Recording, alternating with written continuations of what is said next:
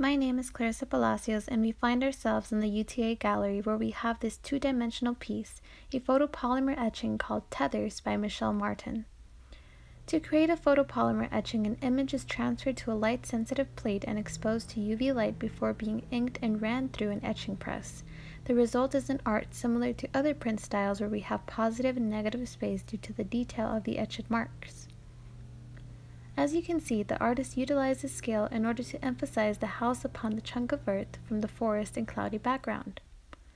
The arrangement of the work emphasizes the house and the floating piece of earth as the main subject and focal point by having it centered and seemingly upfront to the atmospheric background. The low horizon created by the river and forest background create a three-dimensional illusion. The trees closest to the edge are darker than the rest as well, supporting this illusion. The lines placed in various directions and various thicknesses throughout the work emphasize the contrast and depth as seen in the apparent overlap of the clouds and trees, giving it that dark and stormy look beyond its lack of color. The patterned lines and variations of grays and blacks they provide give a sense of unity to the piece despite their variability, since they are what make up the artwork. Looking at the focus of the piece, it's much darker than the background with its patterns of lines being much closer together than the rest. They create a texture with the grass and trees as well as solidify the floating chunk of earth and house.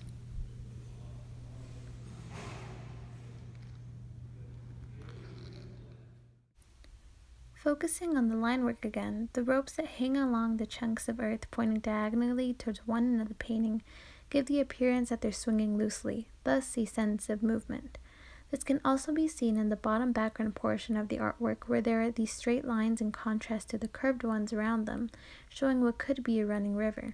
This supports the movement of the painting.